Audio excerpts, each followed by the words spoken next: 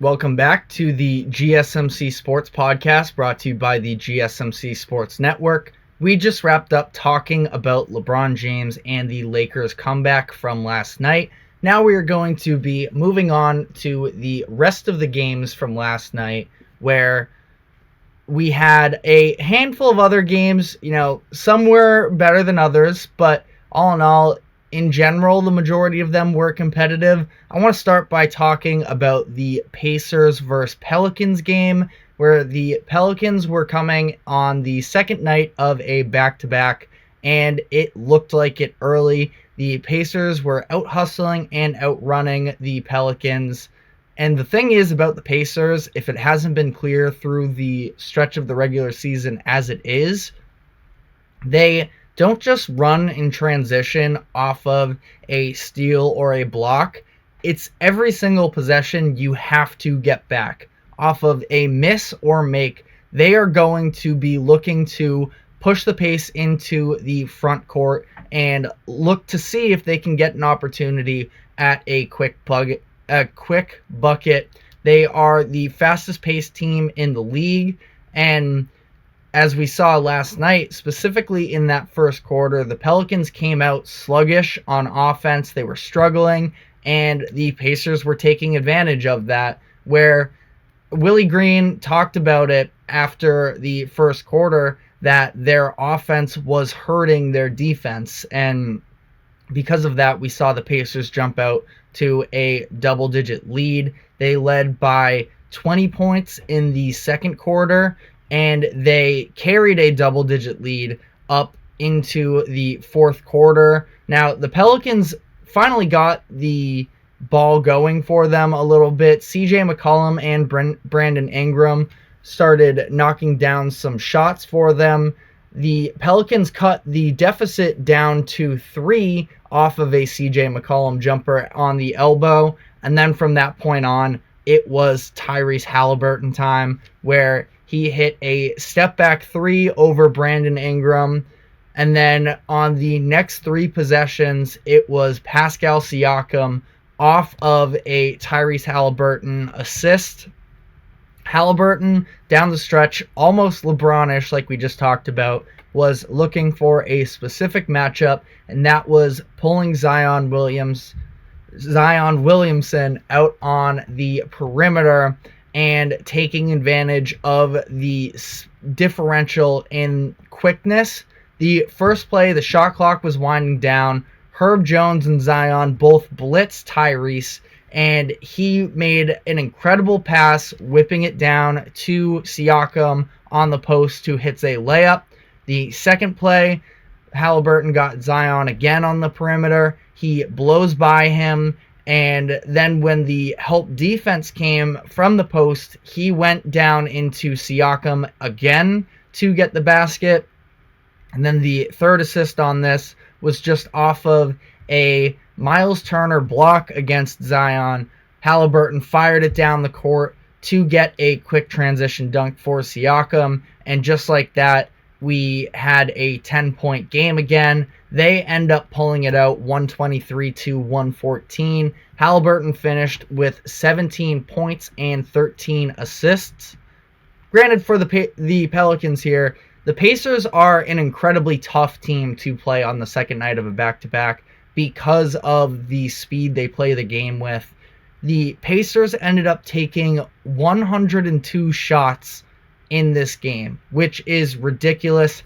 I think it is the Hawks that lead the NBA in shot attempts per game, and it's low 90s. So the Pacers were dragging the Pelicans into trying to play their game. It also didn't help the Pelicans that the Pacers grabbed 14 offensive rebounds. So credit to the Pacers, obviously. I feel like I'm coming at this with a very Pelicans mindset, but with the Pacers here, incredible win. I still a little bit struggle to see whether or not they're going to be able to put 4 consecutive rounds together here, but I really like the way that we're seeing Halliburton and Siakam be able to begin building off of each other, because Siakam has always been a transition player, and now he is playing on a team with an identity of wanting to run and an incredible playmaker in Halliburton. So the Pacers are absolutely going to be a tough first round matchup for any team that they play. Again, finals bound, I don't think so, but they are ahead of the clock in terms of the timeline, I feel like, with a lot of their key pieces being as young as they are. And I think that, this is an incredible season they're having, and this is going to be a nice stepping stool for the years to come. On the Pelicans side of this, they showed a lot of resilience there, making this a close one, but a moral victory is about all you get. Yes, you come back after being down big, you work your way back into the game. I feel like I might have came off a little negative on Zion there during that final stretch run, but he was, early on he was getting beat up inside when he was trying to drive. The refs weren't very big on blowing the whistle in this game, and he sort of took that personally. He had a couple stretches where he started just going all force and, working himself back into the game. But as for the Pelicans as a whole here, they never led in this game. This is just the first time they've done so all season, and they now fall to 0-16 when trailing entering the fourth quarter. That is definitely a bit of a concern for them. I don't know what it is necessarily exactly, because they have some half-court scorers in Brandon Ingram and CJ McCollum, who I feel like a lot of people are torn on McCollum at this point in his career, but I still think he can definitely get you a bucket. They have a good defensive team, but I guess in the future, have to dive more so into the exact numbers, because they're now 9-13 in clutch games this season. That is 24th in the NBA in terms of win percentage in those instances. The teams that are behind them are the Memphis Grizzlies, Houston Rockets, Brooklyn Nets, Detroit Pistons, San Antonio Spurs, and Washington Wizards. That is obviously not the company you want to be in if you're the Pelicans, and they are being selected by a lot of people as a potential dark horse team in the Western Conference, but that is a big red flag to me. They will get another chance at the Pacers on Friday, this time in New Orleans with a little more rest. I don't think they're playing tonight, but I actually could be wrong about that. So get another shot at the Pacers, though, one way or another. We'll see if they can get some revenge.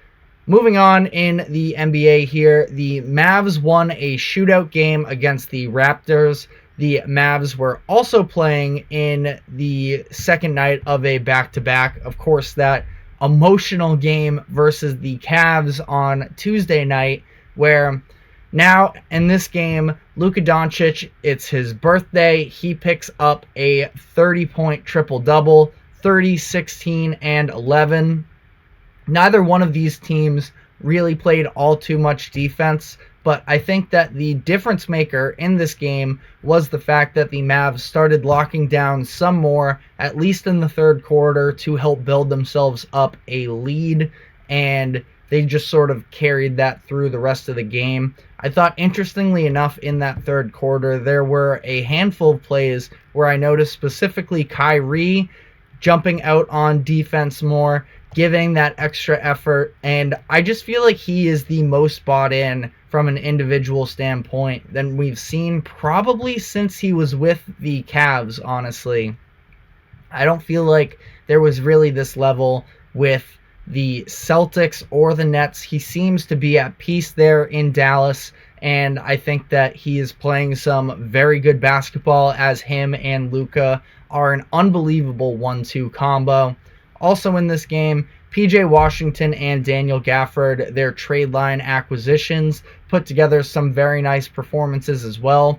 The two of them combined for 21 points in the first quarter. Again, a lot of this coming off of those pick and pop, pick and roll situations.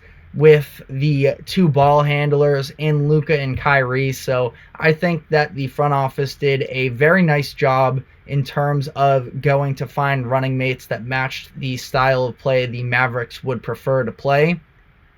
PJ finished with 23 points in this game. That is the most he's scored since being traded to the Mavericks.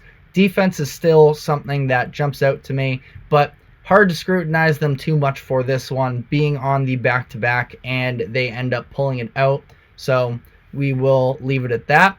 The Bulls outlasted the Cleveland Cavaliers in double overtime. Both of these teams were coming off of the second night of a back-to-back. A lot of heavy workload teams last night.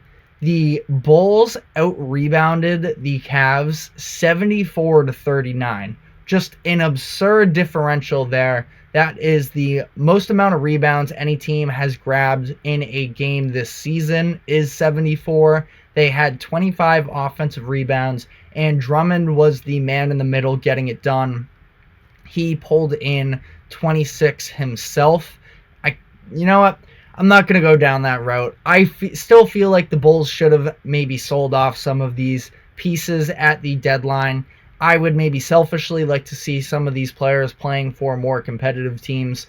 But the Bulls get this win, so I'm not going to necessarily go down that route right now. The Cavs were coming off of that very emotional win versus the Mavericks with the Strus half-court buzzer beater.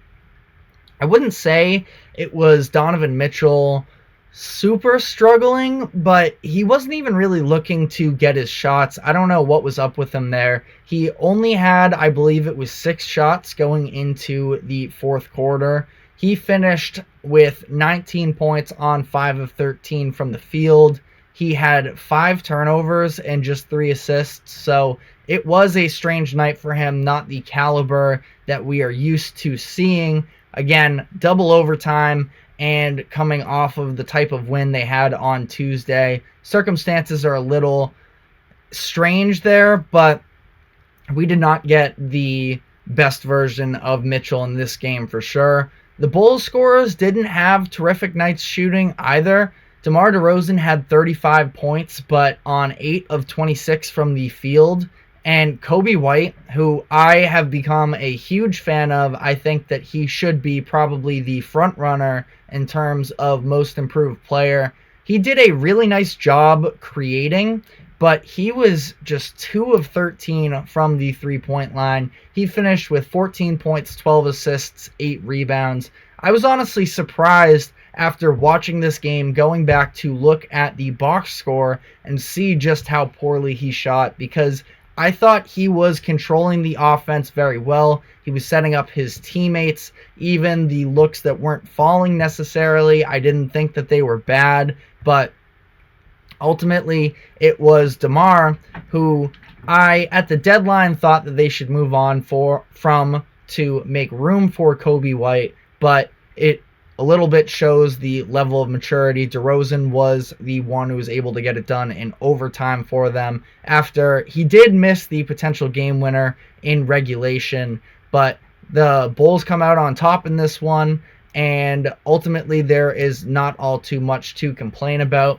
Rest of the games, I mean, there was a Timberwolves versus Grizzlies game where the Grizzlies came out firing. They were 12-0. Specifically, I thought they played tremendous defense on the night as a whole, but that offense with the Grizzlies still is just unfortunately underwhelming for them.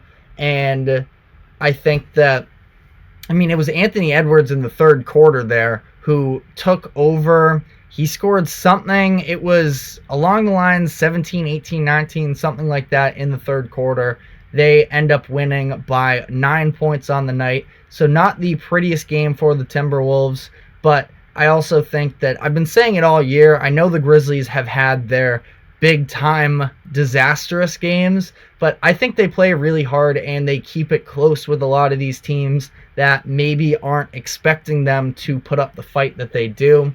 Final thoughts on last night would be from the Kings and Nuggets game, where the Kings were up by double digits in the second quarter, and then the Nuggets just absolutely took over and really didn't look back from there. Jamal Murray was incredible in this game, but other than that, honestly, I was watching some of these actual other competitive games, so I don't have too much insight on this game alone. The Kings are interesting to me because I think that they are a very talented team. They were just about my favorite non-Celtics team to watch last season, and yet I just don't know if they necessarily have it in them to win a playoff series this year. Out of the top 10 teams in the Western Conference, I feel like they're probably the group that the higher seeds are hoping to play. Now, they are still a good team, and I am a massive Keegan Murray fan,